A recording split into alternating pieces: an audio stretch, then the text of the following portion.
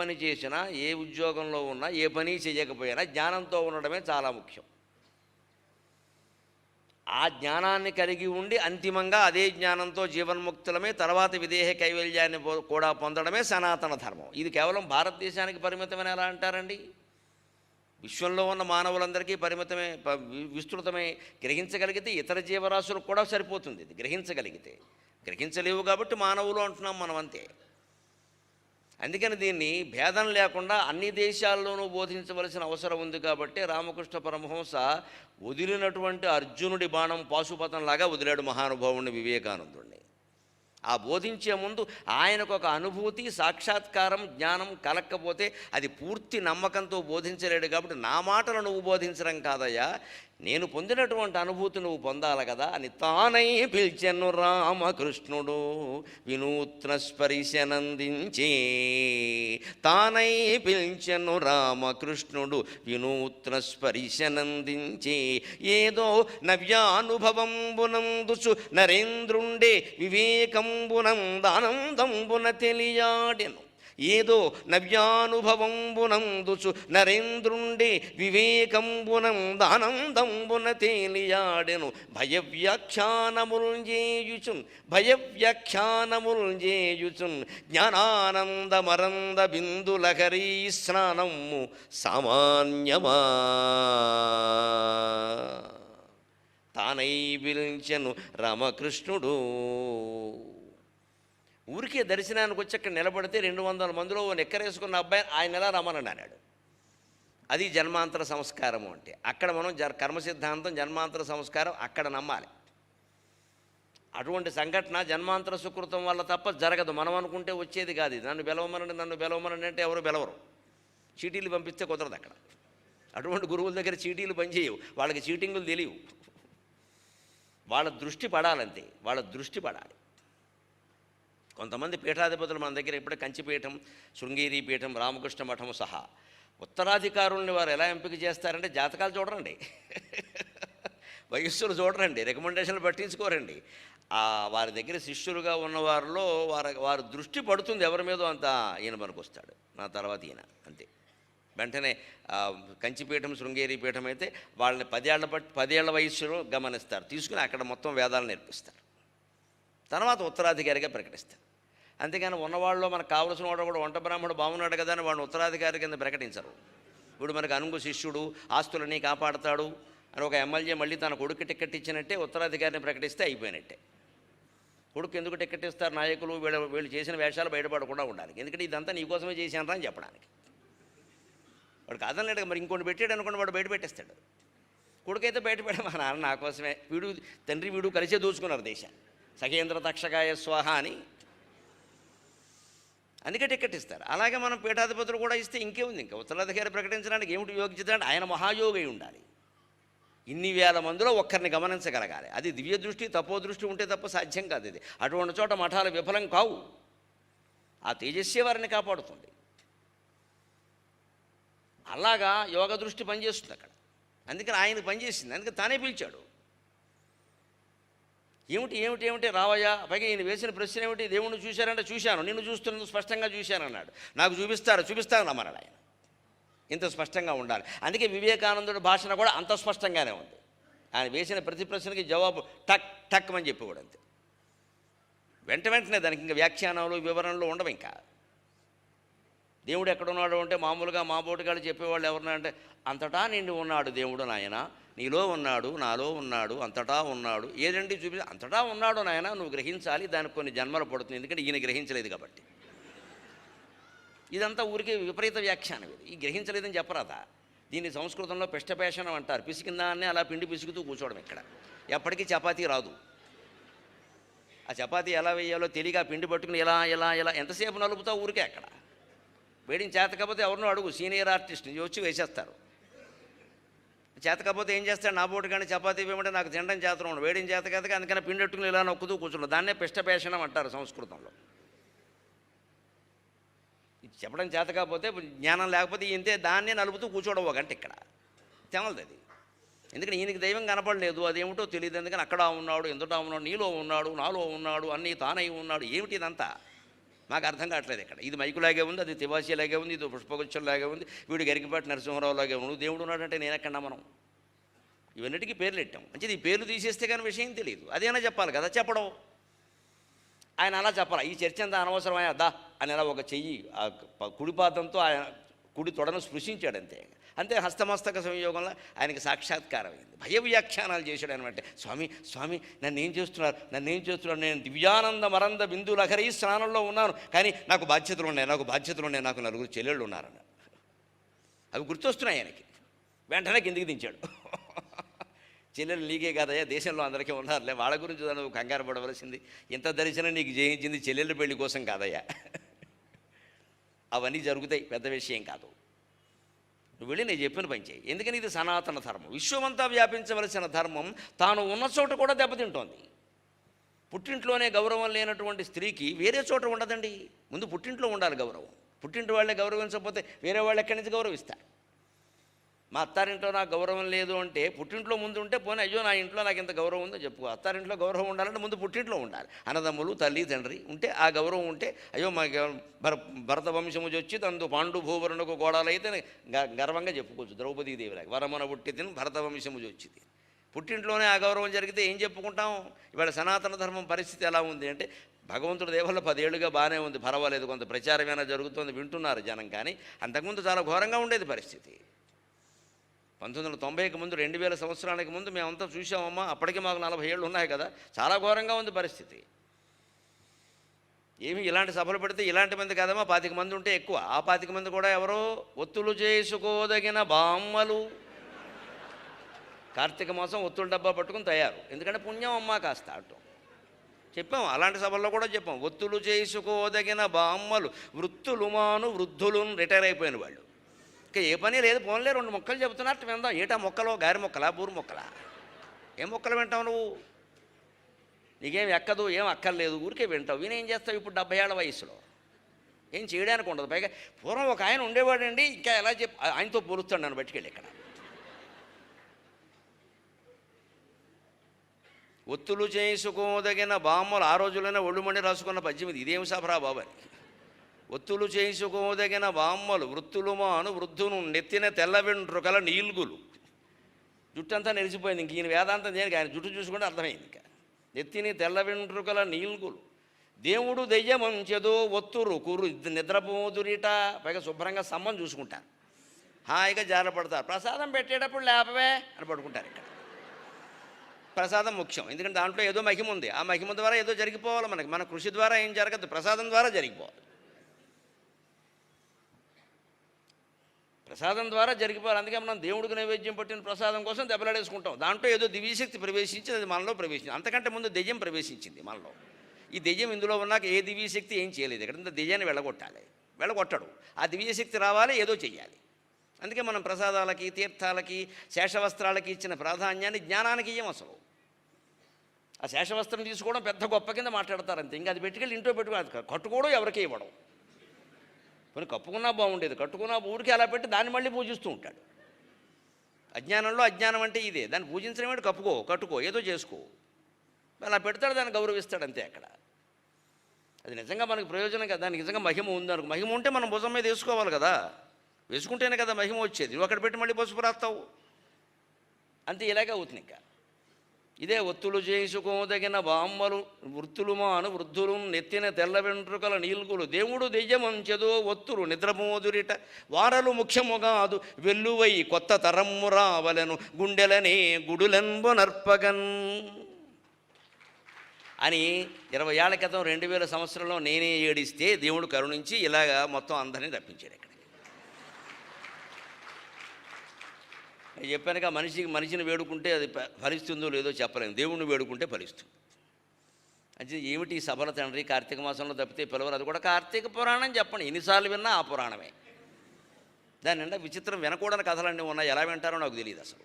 వినకూడని కథలు ఒళ్ళు మండిపోతుంది వింటుంటేను. అవన్నీ పుణ్యం పుణ్యం పుణ్యం పుణ్యం. ఎంత పాపాత్ముడైతే వాడు బాగుపడితే అంత పుణ్యం అండి. దానికోసం వాడిని కథలు శుభ్రమైన వాడిని పాపాత్ముడు చేసేయడం. అందులో స్త్రీలని మంటెత్తిపోతుంది అసలు. అది సుఖంగా కాపురం చేసుకున్న వాళ్ళని పాపాత్ములు చేయడం. ఆయన గుళ్ళోకి వెళ్ళాడు, పుణ్యం వచ్చిందంట. ఇంత పాపం గుళ్ళోకి వెడితే పోతుందా? ఈ పిచ్చి కథలే మనుషుల్ని పిచ్చి వధవలను చేసాయి. ఇదే సనాతన ధర్మం పక్కదారి పడ్డం అంటే ఇదేనండి. కసి కూడా సరిపోయినటువంటి ధర్మానికి మనం కార్తీక పురాణం స్థాయికి దిగజార్చాం దాన్ని. అది వింటే చాలు, అది కూడా వింటే చాలు, ఏం చేయక్కర్లా, వింటే చాలు. అందుకని మహానుభావులు పుట్టి ప్రచారం చేస్తారు. నువ్వు దేశమంతా తిరగాలయ్యా. పైగా ఈ దేశంలో వాళ్ళకున్న ఒక వ్యాధి ఏమిటంటే, ఈ దేశమంతటా ఈ దేశంలో పుట్టగానే ఎవరిని మనం గౌరవించమండి, వారికి రూపాయి కూడా ఇవ్వమండి. వాడు గనక అమెరికా వెళ్ళొచ్చి గౌరవం పొందొస్తే మొత్తం మనమే స్పాన్సరింగ్ ప్రోగ్రామ్స్ ఏర్పాటు చేస్తామండి బ్రహ్మాండంగా. అప్పటికి ఉంది, ఇప్పటికీ ఉందా చెప్పు. డాక్టర్లు ఎవరు ఈ దేశంలో పుట్టిన వాళ్ళ దగ్గరికి ఎవడూ చెయ్యి చూపించుకోడు. ఫారిన్ రిటర్న్ అని పెట్టగానే మొత్తం అంతా వాళ్ళ ఆవిడ కూడా అప్పుడే చూపించుకుంటుంది చెయ్యి. ఆయన భార్య కూడా అంతవరకు వీడి దగ్గర వైద్యం చేయించుకుంది, ఫారిన్ రిటర్న్ అయ్యి చేయించుకుంటుంది. అందుకే డాక్టర్లు పూర్వం చాలామంది ఫారిన్ రిటర్న్ అని పెట్టేవారు, బోర్డులు పెట్టేవారు. నా మటుకు నేను అనుభవించాను. 96లో సహస్రావధానం చేసినా నాకేమీ గుర్తింపు రాలేదు. అప్పుడు ఇంకా మరి గుర్తింపులు ఆశించేవాడిని. ఇప్పుడైతే నాకేం అక్కర్లేదు, కోరిక లేదు, భయమూ లేదు. అప్పుడు అన్నీ ఉండేవి. చిన్న వయస్సు, ఏదో కావాలని అనిపిస్తుంది సహజంగా. అవి ఎంత చేశాం, ఏమీ రాలేదే, తగిన గుర్తింపు లేదు, గౌరవం లేదు అనుకున్నా. దానికి మంత్రం నాకు అర్థమైంది. వివేకానందుడు పుస్తకం చదివాక అర్థమైంది. 2001లో అమెరికా వెళ్ళొచ్చాను. ఇంకా చూసుకోండి, ఇంకా ఎలాగో అలా పిలుపు సాధించి మొత్తం మీద వెళ్ళొచ్చేసాం, అయిపోయింది అంతే. అక్కడ 20 సభలు చేసాం. అవన్నీ ఇక్కడ ఫోటోలు ప్రదర్శించి ఇంక తిరుగులేదు. ఇంకా ఈ రోజు వరకు ఊపిరి తీసుకుంటే ఒట్టు. ఆయన అమెరికా వెళ్ళారు, ఆ అమెరికాలో మళ్ళీ గుర్తించింది ఎవరు? అమెరికా వాడు గుర్తించరు కదా, మనవాళ్లే. వాడికేం తెలుసు నా గురించి, మనవాళ్లే. మరి ఆ మనవాళ్ళు ఎక్కడుండగా గుర్తించరు, అక్కడుండగా గుర్తిస్తారు. ఏం ఆశ్చర్యం అండి ఇది. ఒక ప్రజ్ఞను గుర్తించడానికి అది ఏ దేశం వాడెవడో గుర్తించాడా లేదా, ఎంతమంది వచ్చారా లేదా, ఇది కావాలా? అది ప్రజ్ఞో కాదో నీ బుద్ధికి తెలియడం లేదా? ప్రజ్ఞ త్రైకాలికి సదా అంటారే, 3 కాలాల్లోనూ ఉపయోగపడేది కదా ప్రజ్ఞ. ఆ ప్రజ్ఞ ఉందో లేదో మనకు తెలియదా? వాడు మనకు దగ్గర బంధువైనంత మాత్రాన్ని వేళాకోళంగా మాట్లాడాలా అతనే? మా మేనమావ కొడుకేనండి, అయితే ఏమిటట, నీకంటే చాలా గొప్పవాడు ఆయన. ఒప్పుకో ఆ విషయం, ఒప్పుకోడు. వాడు అమెరికా వెళ్ళొచ్చాక వాడు అమెరికా పంపింది నేనే అంటాడు ఇక్కడ. అందుకే పరమహంసకి ఇవన్నీ తపో మార్గంలో తెలుసును కాబట్టే ఒక్కడిని మొత్తం ప్రపంచం అంతా తిప్పేసి తీసుకొచ్చి తప్ప ఈ దేశంలో కూడా ఎవరో గౌరవించలేదు. ఈయన వెళ్ళవయ్యా అన్నాడు. ఇది మొత్తం విశ్వమంతా వ్యాపించవలసిన ధర్మం కాబట్టి ఆ మహానుభావుడు అక్కడికి వెళ్ళి సర్వం సఖామండలిన్ ఈషద్వైషం యములేక బోధ సలిపెన్ సర్వం సఖామండలిన్ విద్వత్సంస్తవనీయ తాత్విక సుధా విన్యాసీ సన్యాసీ విద్వత్సంస్తవనీయ తాత్విక సుధా విన్యాసీ సన్యాసి విద్వత్సంస్తవనీయ తాత్విక సుధా విన్యాసి సన్యాసి నవ్యాద్వైత ప్రతిపాదితాత్మ సమతా వ్యాసంగి నిస్సంగి నవ్యాద్వైత ప్రతిపాదిత ఆత్మసమతా వ్యాసంగి నిస్సంగి ధీస్వాద్వీ శ్రీరసజాత వాక్య విశదాశా కర్ణి సద్వర్ణి శ్రీధీ స్వాద్వీ శ్రీరసజాత వాక్య విశదాశా కర్ణి సద్వర్ణి ఈషద్వైషం యములేక బోధసలిపెన్ సర్వం సఖామండలిన్.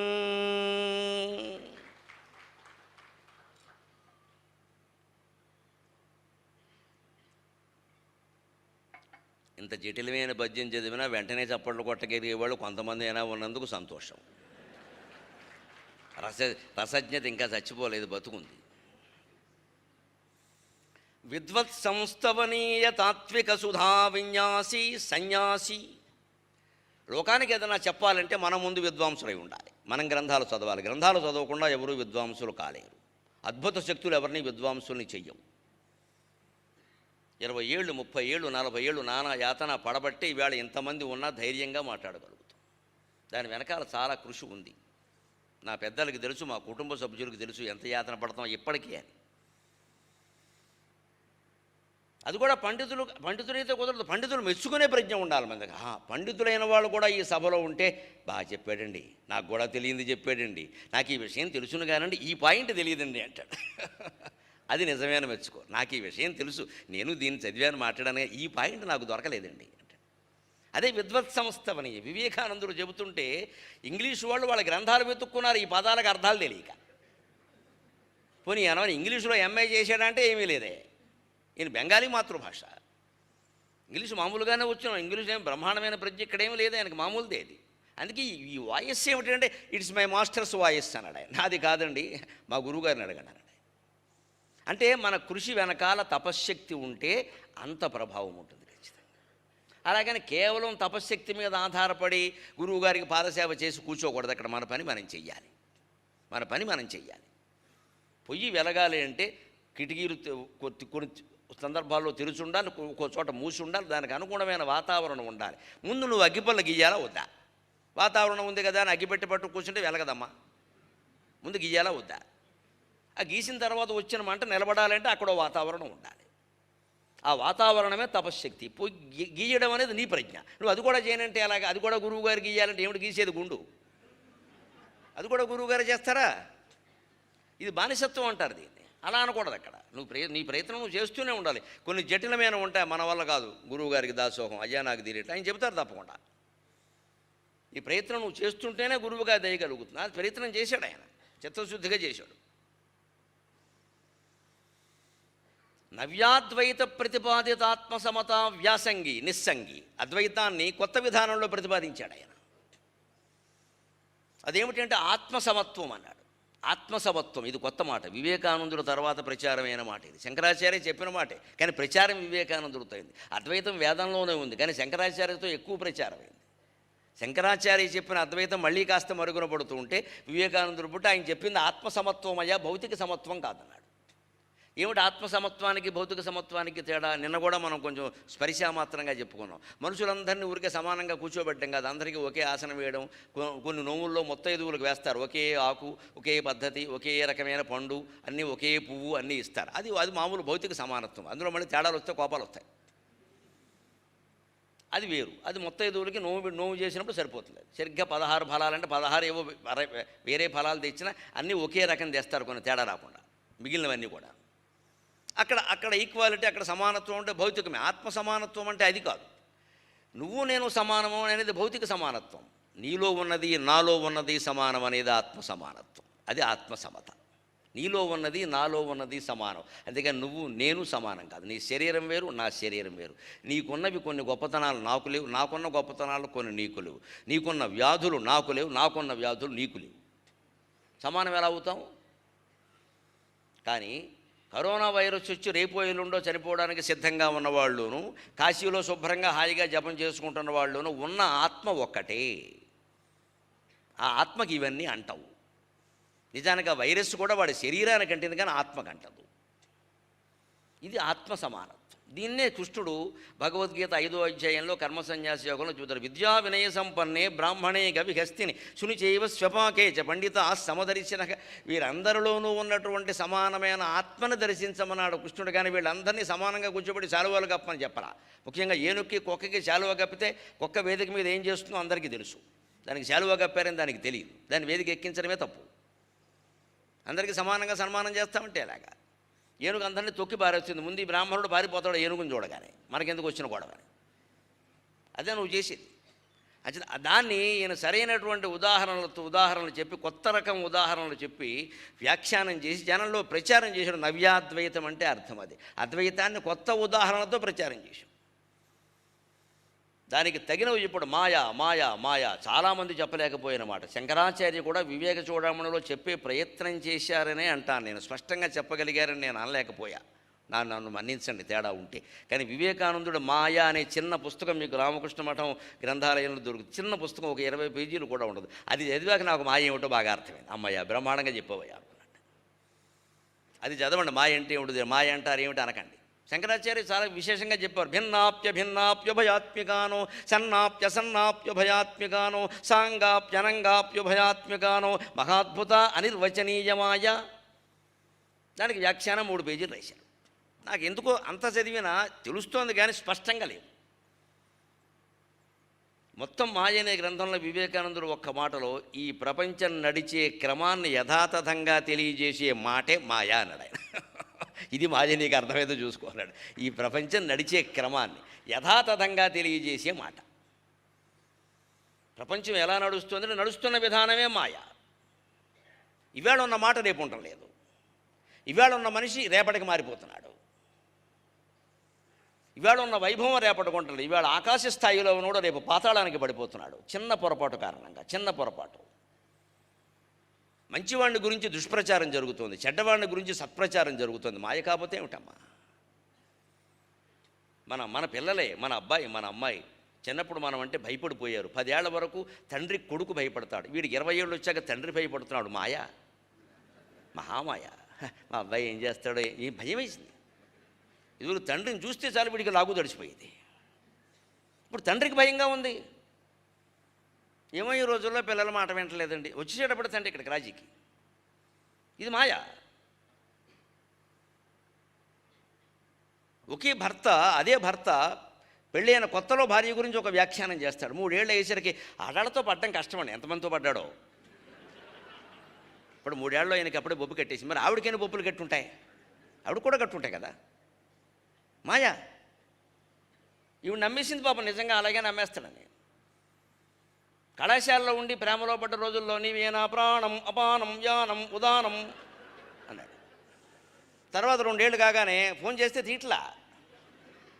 పెళ్లి చేసుకోవడం పాపం తీట్లా. ఎందుకంటే తీస్తాం, ఉద్యోగంలో ఉన్నావా? అంతకుముందే ఉద్యోగంలో ఉన్నావు, చదువు మానేసి ఇదే ఉద్యోగంలో ఉన్నాడు. మరి ఇప్పుడు ఎందుకు నచ్చట్లేదు భార్య? మాయా. అంటే మన ఆకర్షణలన్నీ తాత్కాలికమే. ఆకర్షణని మనం ఏదో పెద్ద పదాలు పెట్టేస్తున్నాం ఇక్కడ. అది ఒక ఇష్టం అంతే.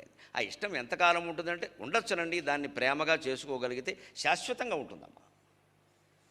కానీ చాలా కష్టం అది. ఎందుకంటే ఇష్టంలో ఎప్పుడూ షరతులు ఉన్నాయి.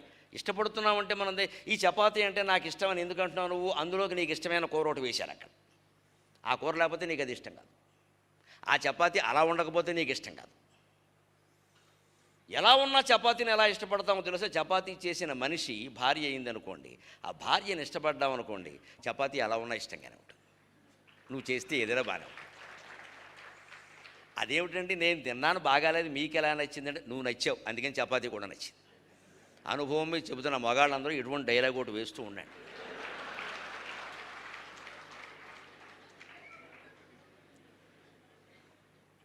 అప్పుడు వాళ్ళే అనుకుంటారు, వేరే బ్రాహ్మడు ఏం పెట్టినా తినేస్తున్నాడు పాపం, బాగుంది అంటున్నాడు, ఈయనకి ఇంకా శ్రద్ధగా చేయాలరా బాబు. చాలమ్మా ఆ ప్రేమ ఉంటే చాలు. ఒక మాటతో ఆ ప్రేమ వచ్చింది కదా. ఏం పెట్టినా తింటున్నాడు, వంక కూడా పెట్టట్లేదు పాపం, సన్యాసి అయిపోయాడు బొత్తిగా. ఇక మనమే చూసుకోవాలన్నమాట. ఈ ఉప్పు సరిపోయిందే లేదా, ఇది సరిగ్గా కాలిందా లేదా అన్నీ మనమే చూసుకోవాలి. ఆయన ఆ మాట కూడా అనడం లేదు అసలు. అది ఇంకా శ్రద్ధగా చేస్తారని అప్పుడు ఖచ్చితంగా బాగుంటుందమ్మా. ఇవాళ బాగుండకపోయినా రేపైనా బాగుంటుంది. తగద పెట్టకలేదు అక్కడ. ఎప్పుడు ఇలాగ చేసావు, 20 ఏళ్ల బట్టి ఇలాగే చేస్తున్నావు, నీకు చపాతీ ఉండదు, చట్టరాది బంట ఉంటుంది అక్కడ, చేసుకో అంటారు.